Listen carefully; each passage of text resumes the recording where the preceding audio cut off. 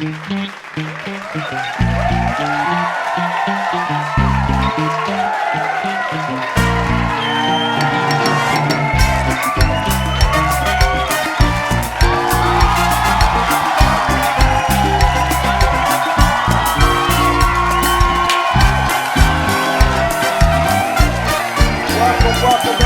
to tonight's show. I feel like I'm repeating myself again. Welcome everyone to tonight's show. We have a wonderful show tonight. We have from Bunche Middle School, Mr. Pina, who's joining us. He's going to be cooking a meal for us tonight. And also we have our wonderful Miss Carter, our very own vice principal from Davis, and her son as well, who are going to be sharing some of their cooking ideas. So I'm looking forward to a night of some spectacular cooking. The only thing I regret or miss that we don't get a chance to have this and smell this, all these aromas that are happening in the kitchen in person. But of course, we cannot start the show without our wonderful Miss Lattice, who makes this show happen. Miss Lattice, would you please give us a few words here? Buenas tardes, buenas noches a todos. Soy la señora Lares, soy la comunitarista especialista en la escuela de Davis. Quiero bienvenir a todos al show de cocina número 12. Tenemos con nosotros ahora de la familia Bunche Middle School a Mr. Pina, que nos va a cocinar unas beef fajitas. Tenemos también a la maestra Miss Hines, que nos va a que va a ser día de Pascua, va a leernos un poema. Y también tenemos a Eric Carter y a nuestra subdirectora Miss Carter, que nos va a cocinar también un platillo que es mac and cheese, sopa de queso. Y bienvenidos a todos, y también quería invitarlos a, si gustan cocinar en el show, por favor, llámenme aquí a la escuela Davis. Voy a poner mi número en el chat, o paren por la escuela y para cocinen en el show y compartan su receta. So now in English. Hi, good afternoon, good evening, everyone. I'm Ms. Laris. I'm the community liaison at Davis Middle School. I want to welcome everyone to cookie show number 12. So it's number 12 now, and we're gonna welcome Mr. Pina from from Bunche family, who will be cooking with us, sharing the recipe of beef fajitas. Also, I want to thank Ms. Hines, our blended learning specialist teacher at Davis, that will be sharing a beautiful poem in lieu of Easter. And of course, I have Ms. Carter, our vice principal, and her son, Eric, who will be sharing up a mac and cheese. And this is Eric's second time on the show. So welcome everyone. And if you want to sign up for the cooking show, please feel free to contact me. I'm going to put my number on the chat, or stop by the school and I'll sign you up for the next cooking show. Thank you so much, Miss Lattice. Thank you so much, and thank you for correcting me too. How can I forget that we have our Miss Hines tonight, who's going to be reciting a poem tonight, which I am looking forward to. Let me tell you, Miss Hines is poetry in motion. The way she dresses, the way she speaks. Thank you, Miss Hines, for joining us and for sharing the poem with you. So, Miss Hines, at any time when you're ready, feel ready, you want to bless us with your poem? Okay, let me just tell you, it's hot off the press, literally, like 5 minutes ago. So literally hot off the press. So what I was trying to do was to reflect on my memory of Easter growing up, and I just kind of traced that, and I put this together. So Easter is by Angela Hines. Easter is a time to be grateful. Easter is time to dress up in pastels, beautiful hats, purses, and lovely shoes. A time to sit in the sanctuary. A time to sit in the sanctuary, although an annual appearance for a few. Nevertheless, we clap, sing, and shout an amen or two. Easter is springtime at its best. Beautiful flowers and colors so magically lit. Easter is music, laughter, soul food, and homemade ice cream. Easter is fellowship with family and friends. Easter is Easter egg baskets, Easter egg hunts, jelly beans, a chocolate bunny, and chocolate eggs filled with peanut butter. Easter is the time to spring forward and not look back. Easter is everlasting hope. Easter is rejoicing in the resurrection and believing God is alive. Wow, thank you so much. Did you write that, Miss Hines? Was that Just your? wrote it. I just wrote it a few That minutes is ago. that is awesome. Now we have a poet in residence. Thank you so much, Miss Hines. You're Thank so you. welcome. You're so welcome. No, thank you. I'm glad that not only that we have a cooking show, but we have a chance where people can come on the show and express some of their talents. It's awesome. Thank you so much. So I guess it's time for us to start some cooking. So we're gonna move over to Mr. Pina. Mr. Pina, are you ready? Hi, everybody. Pina from Bunche Middle School, and glad to see everybody out here. And thanks for inviting me to the cooking show. So I'll try to make some justice to this fajita. I guess fajitas go back. I was doing a little research. They go back to Southwest Texas, and I'm sure they go back more years than that. Originally, they were made with skirt steak, but for today's show, we're going to use a little bit of a tri-tip. So I'm going to show you how to cut these, okay? This is the recipe. I used to have a restaurant with another partner, so we started doing catering, tacos throughout. So we even went up to Vegas and Tijuana one time, so it took us to different places, but they started asking for fajitas. So we used to use our meat, which we used to use skirt steak, and that's how we started making our fajitas. So just really simple. You know, you want your piece of it's like this. You want to make sure you cut it into pieces this way. And then for me, there's no way you're supposed to do it against the grain. Mr. So Pina, if you can also remember, please, a couple lines, and then for our folks in Spanish as well. Okay. Yeah. Buenas tardes, soy el maestro Pina. Estoy en la escuela Bunche, hay 2 clases de sexto grado. Y regresamos con el señor González, nos invitó aquí a cocinar. Voy a cocinar unas fajitas. Esta es la manera que las hacíamos nosotros en el restaurante. Tenemos un restaurante en Taco Chapala aquí en Long Beach, y usualmente se usa lo que viene siendo arrachera, pero vamos a usar aquí lo que es el tri-tip, y ahorita les voy a demostrar el corte, la marinada y cómo se cocina. Y esa es la manera que yo lo hago. Hay muchas maneras, pero es una manera que lo que yo hago. So after you cut a couple of strips like this, you want to get them thin. You don't want to get them too thick. The other ones I did already, they're a little bit thick. So as long as you got them about this size, maybe get them about so, like that. And then what I use for a marinade is basically, I take a little salt on here. I use a little bit of the rock salt. Just put a little rock salt on there. Little garlic, granulated garlic. Poquita sal, poquito ajo. Just kind of like that.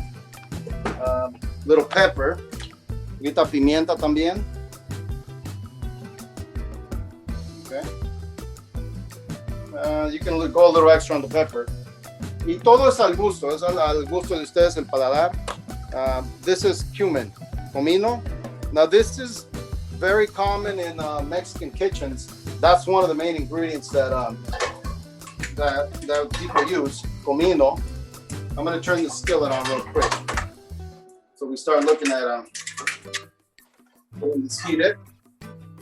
And for the oil, I'm using a little bit of avocado oil, but you can use any kind of oil you want. I'm going to put about just a little bit of oil on there.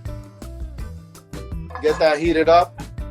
And while that's heating, I'm going to finish the marinade. So on the cumin, you don't want to go too much on it because it is very aromatic.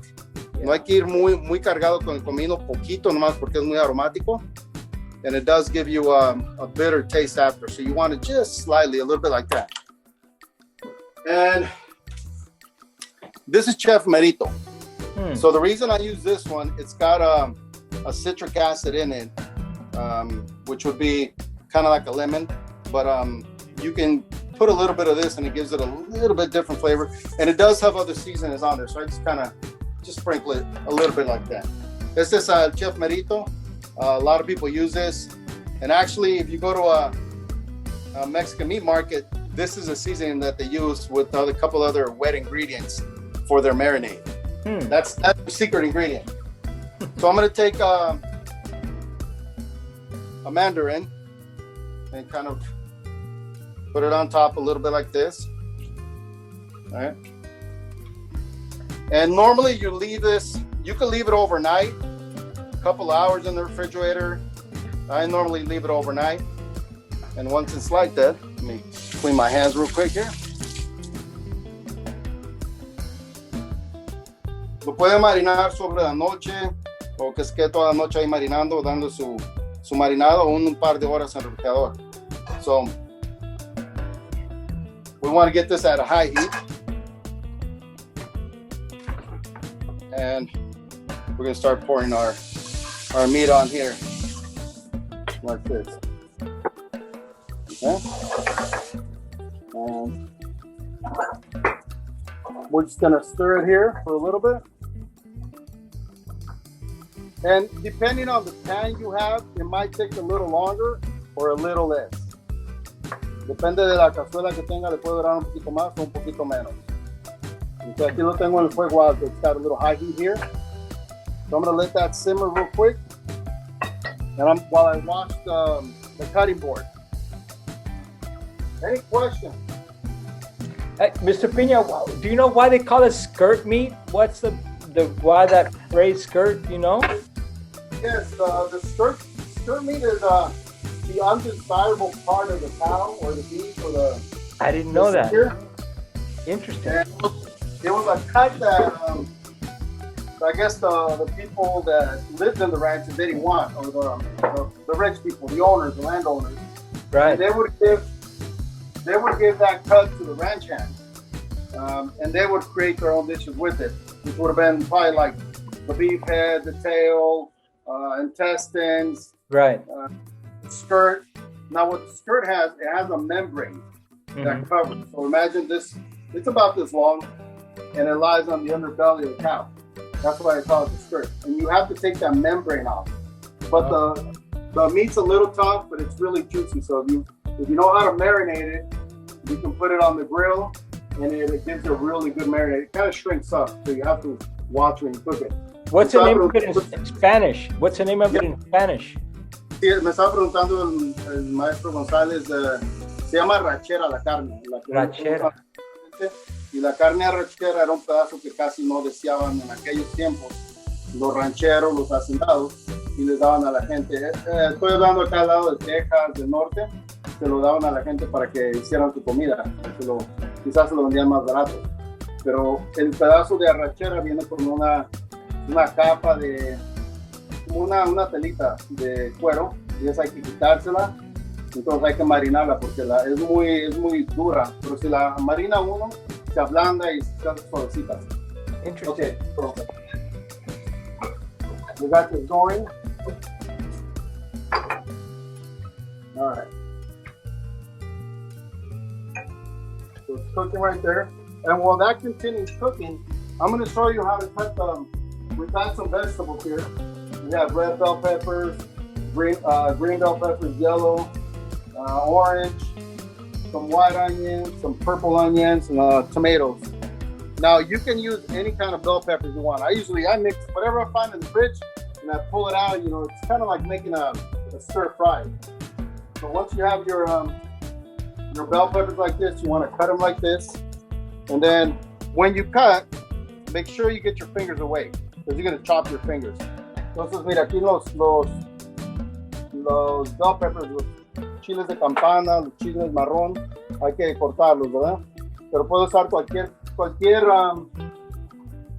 tipo de chiles marrón que tengan por ahí, ¿verdad? Yo allá el rojo, el verde, amarillo, entonces hay que cortarlos.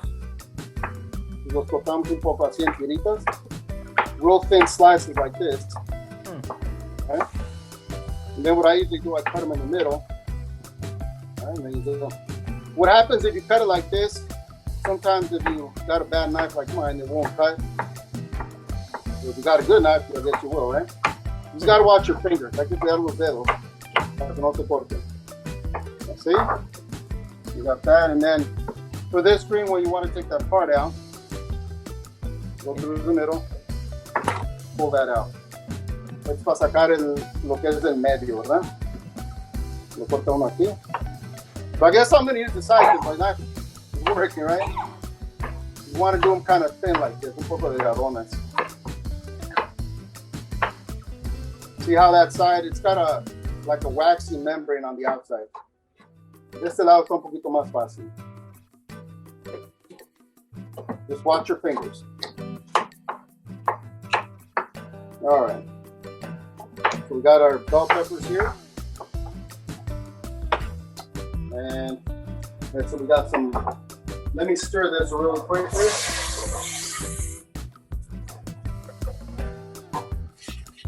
Now you don't want to overcook it because then you'll lose a little bit of that juice that's in there. You want that juice to come out. Okay. It's almost there.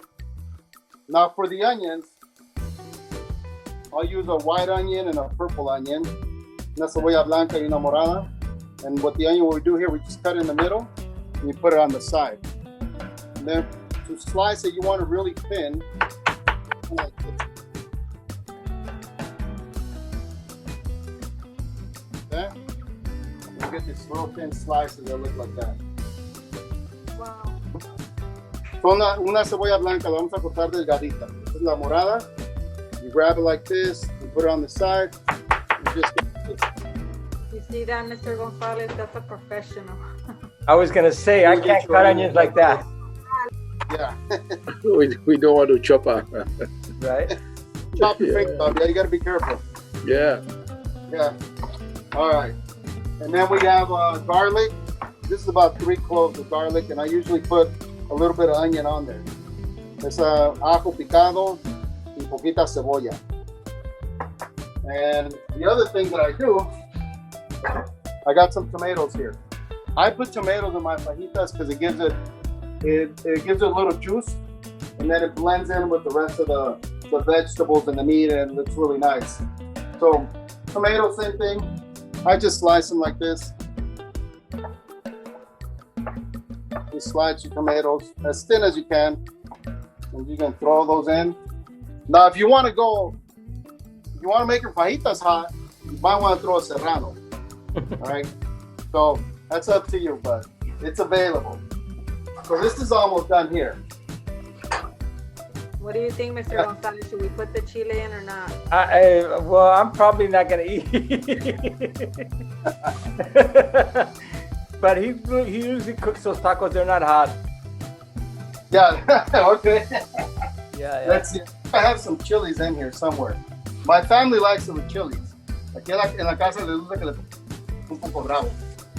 Mr. Okay, Pina, is there any difference with yellow onion, red? Is there any difference that, I mean, what they use them in? Like the yellow, the white, and the purple?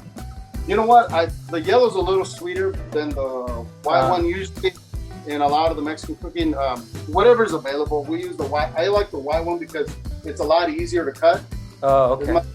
La blanca. So this is the one that normally they use in a taco shop because it gives you a nice presentation. Da una presentación bonita con la cebolla blanca, entonces por eso lo usamos. La morada, esta tiene un sabor más dulce, entonces combina mejor con toda lo que estás haciendo de la fajita. And yeah, I use the purple one, just kind of give that little flavor. You don't want to use a lot of the purple one because what happens if you have leftovers, you're going to end up with purple meat. Oh, okay. You got to be careful with that one.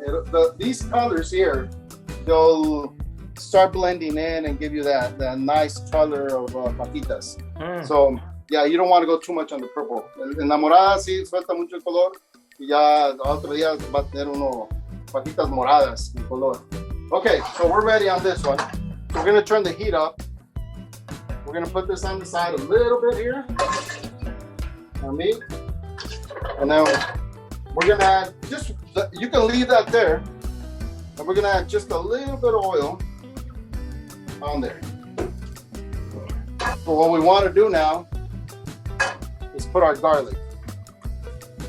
So I'm going to take like a little handful of this here. On here. Just mix it in. probably a little bit more. Because what happens is that vegetables, they'll suck up the oil. You don't want to go too much on it. Un poquito aceite, un poquito de cebolla y ajo para que empiece a agarrar sabor. There's a saying in Spanish that says, ajo, when you're cooking, you don't want to cook the garlic with everything at the beginning. It says ajo cocido, sabor perdido, which is cooked garlic, lost flavor. Yeah, so it's kind of want to brown it a little bit. And then what you want to do is throw some onions in there. Throw the onions. Throw your tomatoes in here. Because these will they're going to start cooking. And they're going to start losing a little bit of that water. All right. Then I'm going to turn up the heat a little bit. Okay. Now I'm going to add some of the bell peppers here. Some green. Let me get in here, Tyler. I'm going to throw in some yellow peppers here. Some orange. My daughter's trying to catch the picture. That's why you see my head. Ok, entonces ya le agregamos unos pimentones aquí. Morados. Rojos, verdes, amarillos. De los que tengan, no importa. Look, I've done this fajitas even with those hatch chilies. Chiles que usan para rellenar también. Pero este es original. So, originally the recipe comes from Southwest Texas, and what made it famous was a chef back in, I believe, in the 80s. There was a Hyatt hotel out in Texas, and they put it on the menu, and then it kind of blew up from there. So, if you don't like beef, you can put chicken, you can put shrimp, you can put any kind of protein on there. So, you want to brown these a little bit. Now, you don't want to overcook them, but you still want that crunch flavor on it. No queremos cocinarlas mucho para que no suelten, para que no se hagan muy blanditas, ¿verdad? Queremos que todavía tengan ese sabor a frescura. Le estaba diciendo al señor González que la receta viene de familias mexicanas, pero uno de los chefs que trabajaba en un hotel Hyatt por allá en Texas puso la receta en su menú del hotel, y es cuando los demás se dieron cuenta que había, hay fajitas, ¿y esto qué es? Y empezó a verse la receta en diferentes partes de Estados Unidos, de Texas, y después del mundo, ¿verdad? Pero originalmente la carne se hace en un asador. Okay, it's almost ready. Now here, if you want to add anything else, if you want to add a little more pepper or your own seasoning that you want, you can go ahead and add it there. I usually put a little pepper on there, and that's about it. You don't want it too salty. So it's almost ready here. Now what I'm going to do, I'm going to add the beef that I just cooked. Put it on here. Mix that in. Un poquito. Lo que dura más tiempo es la cortada de todos los vegetales. Yeah. Yeah. And it takes a little bit longer to cut the vegetables, marinate the meat. So once you've got everything ready, it shouldn't take that long. So I pre-cut a lot of the stuff earlier, and I marinated the meat. So algo así. A ver, vamos a use this one here. And you want to mix it in. Darle una buena meneada aquí, ¿verdad? Ya si quieren echarle otras cosillas, le pueden echar. So this is kind of like that Chinese food, you know, you can mix all stuff in there. Yeah, like a stir fry, basically. Like a stir fry, yeah. Yeah. And if you want to, there's people that do liquidy stuff on it. This is my recipe. So there you have it, your fajitas. It looks good. It looks good, Mr. Pina. Thank you. Yeah, it looks good. I wish I had smell-o-vision. Right? That might be coming next on That's right. on the smartphones. You get the fajitas. Did anyone have any questions? ¿Tenían preguntas? You had any questions for Mr. Pina? ¿Preguntas? Puntas. Yes, can you package that up and bring it to work tomorrow? Bring some of that to Hey, welcome Right, to Miss the show. Selena? Welcome to the show, Ms. Pork. Welcome to the Hey, Ms. show. Pork. Hey, Mr. Gonzalez. Hey, Mr. Pina. Welcome, doing? welcome. This is great. Yeah, we'll take some tomorrow, a bunch. You guys come and get some. Mr. Pina, question. It looks like the duration on the fire was not too long. About how many minutes do you think it can stay on the fire for? If you got a strong fire, it Yeah. shouldn't take more than 10 minutes. Once you got everything, you could put the meat in, let it cook, and then throw the vegetables in. And then they'll kind of get, with their own juices and everything. Yeah. No more, once you got everything, once you turn the heat up and you start cooking the meat, it shouldn't take you more than 20 minutes from start to finish. Oh. The key is show the ingredients. The key is when you turn the fire on is when you start putting the ingredients at what goes first, what goes second. So normally I'll put a little bit of this to give that flavor to the oil, and then we'll go with you want to go with the onions, and then start going in with the bell peppers. Estaba preguntando al maestro, el doctor A, que como cuánto dura uno en cocinar todo esto. Digo que de cuando prende uno la cazuela al terminar y ya tiene uno todo listo, no tiene que durar más de 20 minutos. Normalmente tengo un caso afuera que lo hacemos con toda la familia y lo hacemos allá afuera. Entonces eso como un fuego muy fuerte abajo, se cocina rápido todo. We use this big tractor disc that somebody gave me. Mm-hmm. It's got a metal lid on it. In Spanish they call them discos. It's just a big metal plate, and you put a fire under it, and then you can cook all kinds of stuff out there, fry in it. So I was gonna do it in that one. That's why I had a lot, but it was just too bulky. Yeah, too bulky. But that one takes really quick, about 10 minutes, you're done. Wow. Minutos. Well, yeah. Mr. Pina, thank you so much. So now we've gone from Southwest Tex-Mex, I guess, kind of a mixture of everything. Thank you. Now we're gonna go over to Miss Carter. And Miss Carter, what would we call your cooking over here? What would you call this? So this is macaroni and cheese. However, it's a Southern style macaroni. Okay.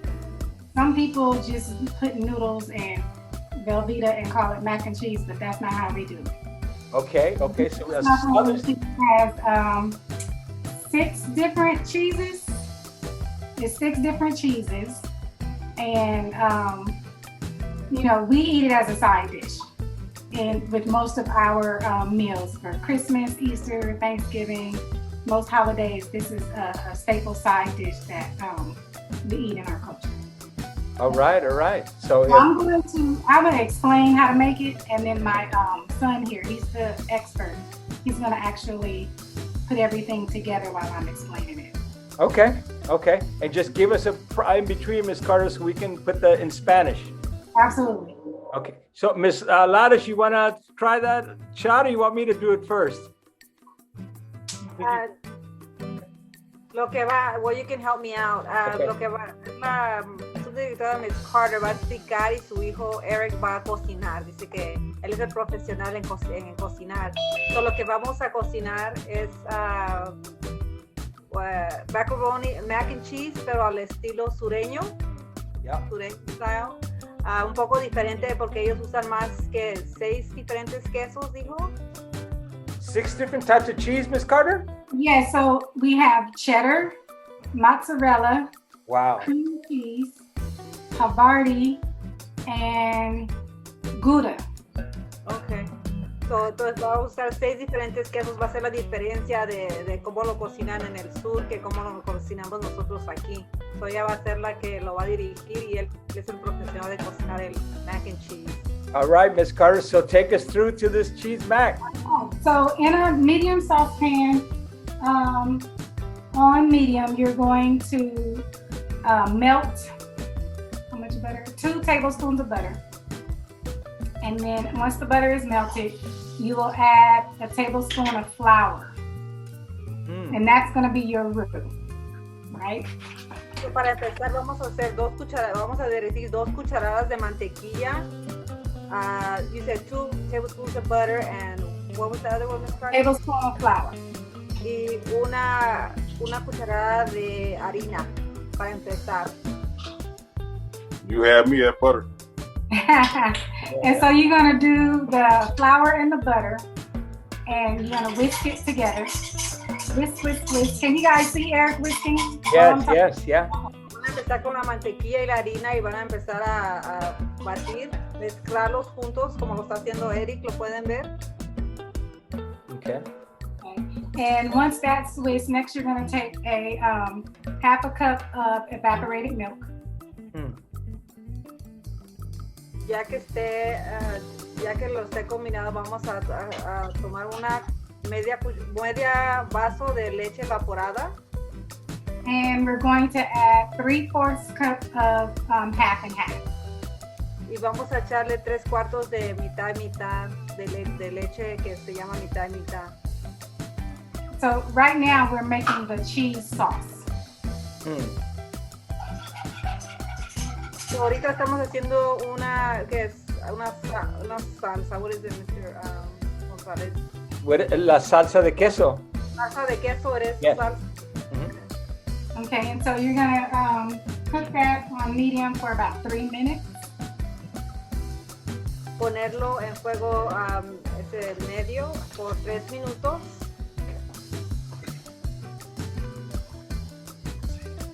Okay, and so while that's boiling for the 3 minutes, of course you're gonna take your 8 ounces of elbow macaroni and you're gonna cook it just like the normal package says with a tablespoon of salt. Y de ahí van a usar los 8 onzas de macarrones de codo y van a ponerlo con una cucharadita de sal. So normally what we would do is this dish would normally be doubled because we would take it to family events, but I've cut it in half so that you can just have like a family size portion. En otras ocasiones darían lo doble para que lo llevan a un platillo para una comida familiar, pero como va a compartirlo, va a ser algo más, va a ser la mitad de lo que ella hace para compartir con nosotros. Like a single family, not like your entire. No toda su familia, solo su familia de familia. All right, so now we are going to stir in our Gouda. Oh no, I'm sorry, our cream cheese. I'm learning, and it is 2 ounces of cream cheese. So lo que vamos a empezar es a batir is it, how do you say, Mr.? ¿Cómo se dice? Queso crema. Sí, pero ¿cómo se empezar a batirlo en el sartén, el queso Gouda? ¿Qué les digo, Gouda? 4 ounces of Gouda. 4 onzas de Gouda. And 4 ounces of Havarti. Y 4 onzas de Havarti, and those are on the cheeses. And those just 2 of the cheeses we're using for now, right? Right. We've used the cream cheese. We've used Havarti and Gouda. Gouda y la Havarti cheese. Ya so llevamos con 3 quesos que vamos mezclando ahí y batiendo. So while you're melting the cheese, you want to reduce your fire to low. Cuando estás batiendo tu queso, quieres bajarle al fuego un poco. Bajo. And so you want to stir frequently so that you don't burn the cheese, and that's on low. Y quieres seguir batiendo constantemente para que no se vaya a quemar el queso y tenerlo en fuego muy bajo. So we're still melting, but while we're melting, I'll show you the different seasonings that we put in it. So, Están batiendo, mientras está derretiendo el queso, les vamos a enseñar las diferentes sazones que usamos. This is optional, but I like it because it adds just a little bit of extra flavor. The Tony's Creole seasoning. Dice que le echa una cucharadita de la Tony's, cucharadita de polvo, de ajo de polvo. Dice que esa es preferencia, si es opcional. We're also going to use some seasoned salt. Y también vamos a echar vamos a usar seasoned salt. How do you say seasoned salt in Spanish, Mr. Gonzalez? Sazón. Sazón, okay. Yeah. And we'll throw in some paprika. Y le van a poner un poco de paprika. and a little pepper. Un poco de pimienta. And a little garlic powder. Y también un polvo de ajo. Un poco. It's funny how everybody has their own little secret brand that they like for the seasoning. Everyone's got their own brand that they get out. You just add, I have the recipe too, so you guys, I'll make sure it gets passed on to you so you'll know the right amounts. So for the Tony's seasoning, you're gonna do like maybe 1/4 teaspoon. All of it is about 1/4 teaspoon. Tenemos la receta que vamos a compartir también para que sepan cuántas medidas le vamos a poner esas son de Tony's, eso le vamos a echar un cuarto, casi de todos los sazones que usamos le vamos a echar un cuarto de cucharada. See, as you can see, my son is the expert, so he doesn't use any measuring things. He just, because this is his dish. Dice que sí, pues un experto, so él no mide, él lo hace, sabe lo que está haciendo, es un profesional. Okay, so we're almost done. So we have the noodles boiled already. This is the cheese sauce. So ya mero terminé, ya mero está listo. Dice que ya tenemos la sopa de codo hirviendo, la salsa la están haciendo ya también. So it's optional. He's going to add the shredded cheddar, some of the shredded cheddar and some of the mozzarella. So it's about 1/2 cup of cheddar and 1/2 cup of mozzarella, and he added just about a half of a handful into the cheese sauce. So ahorita le está echando el queso de mozzarella and cheddar que le está echando, él está haciendo como una mano, menos de una mano llena de queso. Le están echando los últimos 2 quesos ya para combinar y batir todo junto. Okay, so now it's time to put it all together. So ya lo vamos a mezclar todo junto. A little closer.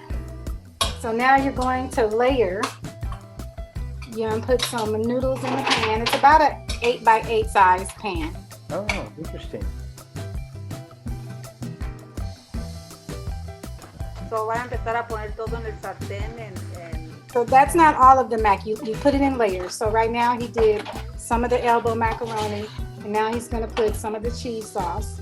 So lo hacen en partes. Primero le ponen una tapa de la sopa de macaroni que es de codo, y luego se le pone la otra tapa de queso por encima. So you want to layer it so that you can make sure the noodles get nice and coated with the cheese sauce.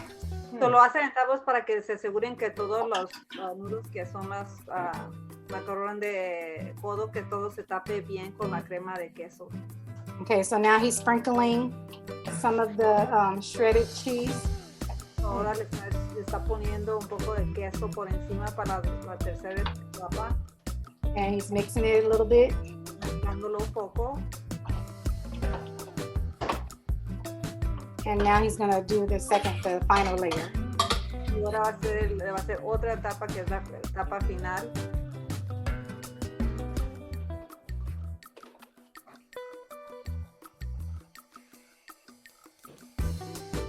And here comes the rest of the cheese sauce.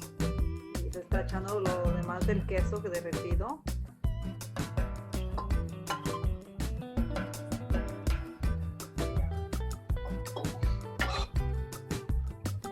I never thought that macaroni could be that elaborate. That's interesting. Oh yeah. Yes. My youngest son refers to it as the stick together macaroni and cheese. Yeah, this is interesting. Mm-hmm. I never thought about that. ¿No tienen alguna preguntas o comentarios que gusten compartir? Any questions that you have? Put the final bit of the shredded cheese on top. Ahorita le está poniendo la última etapa de queso.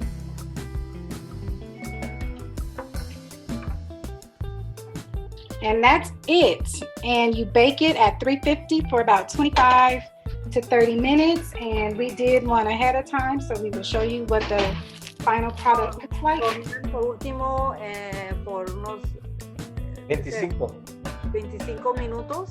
Hicieron uno anteriormente para enseñar cómo se ve.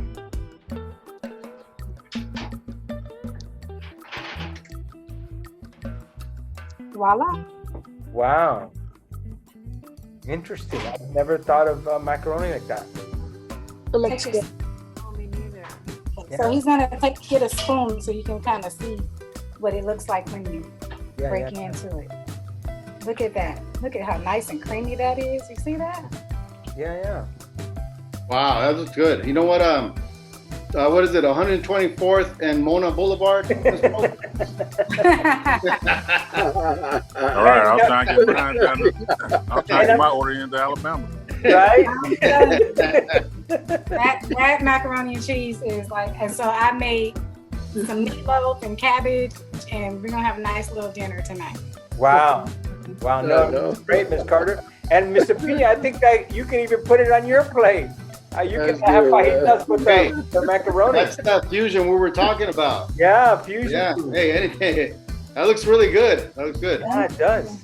Y'all done made me so hungry. You cannot watch the show. You cannot watch the show if you haven't eaten, Miss Poe, because if you want to go get something to eat as soon as you're done. So thank you, Miss Carter. That's wonderful. Yeah. Yeah. So great. just and you said this is like a family tradition. This is like in your family, what you. Oh yeah, most African American families will have macaroni and cheese as a side dish at our meals.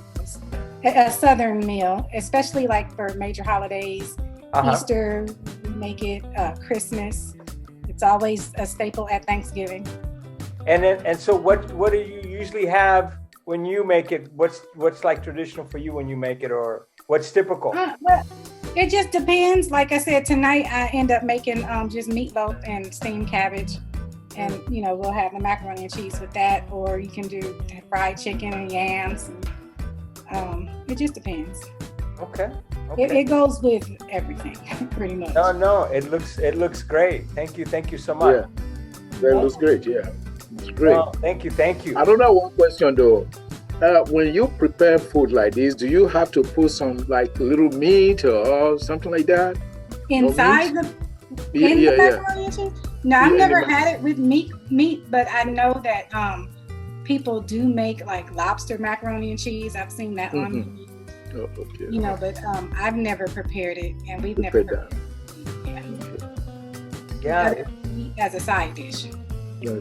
Part of the entree, yeah. Anyone have questions on either one, on Mr. Pina, or Miss Carter and her son's Eric's dish? Any questions, preguntas que tengan? I mean, it's just like someone said, too bad we didn't have like Smell-O-Rama on our Zoom or a way to taste the food, because it all looks great. It looks great. Great, yeah. We're hoping that of course, when we go back to school, Davis has a culinary art school that we'll be able to really, when we're cooking, get a chance. Some of these cooking shows, we get a chance to share while everyone's cooking. So this is awesome. Yeah. That's going to add about 4,000 or 5,000 extra. So I mean, super. And Ms. Hines, thank you for your wonderful poem. I mean, it just everything just kept around nicely. Thank you. Yes, thank you. You're welcome. Yeah, you guys are awesome. Mr. Sullivan, was there any words that you wanted to share with us before we end the show? He's around there. You know what? So everything looked great, and I realized tonight that I have been doing this all wrong. Yes. Instead of getting in the car at 5 o'clock and rushing home to get on to the Zoom, I need to stay at school. And that way then, afterwards, I just drive by Miss Carter's house and pick up some macaroni and cheese, right? Yes. But everything looks great. And those are recipes that I can use. That is terrific. Thank you very much. No, thank you, everyone, thank you. And I think I saw Dr. Kemchi. Are you around? I thought I saw Dr. Kemchi around there for a minute. Are you around there, Dr. Kemchi? I thought I saw him. I thought I saw his name. Oh my! Maybe not. Maybe not. I saw his name, but maybe he got dropped off. Maybe he jumped off. Well, again, another awesome cooking show. I want to thank everyone for coming. Miss Carter for sharing, your son Eric for sharing your recipe, Mr. Pina for your recipe as well, Miss Carter for the poetry. Just thank you, and it's just really nice that we all get a chance to share all these wonderful recipes that we have. Miss Lattice, you want to leave us off with anything? Any news or anything?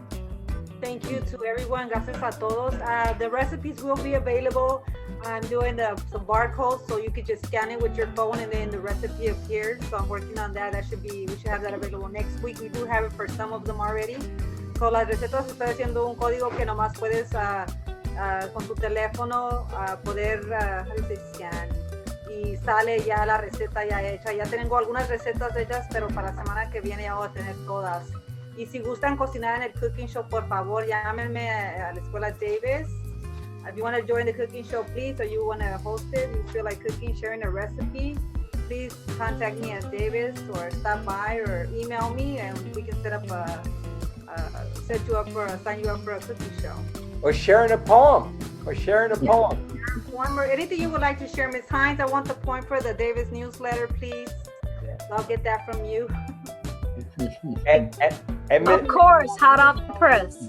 And Miss Lattice is going high tech now. We're even now doing barcodes with our recipe.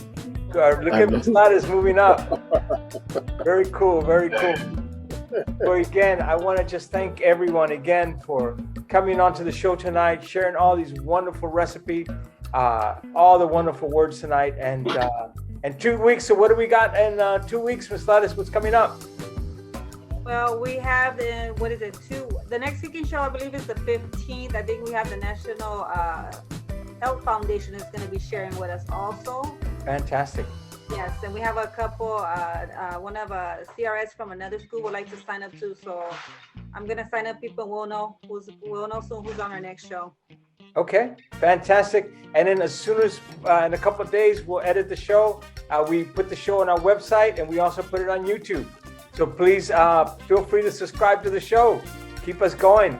And again, I want to thank everyone for tonight, and enjoy. Well, we got one more week after the week. Enjoy the long weekend. and get everybody break. Take care, everyone.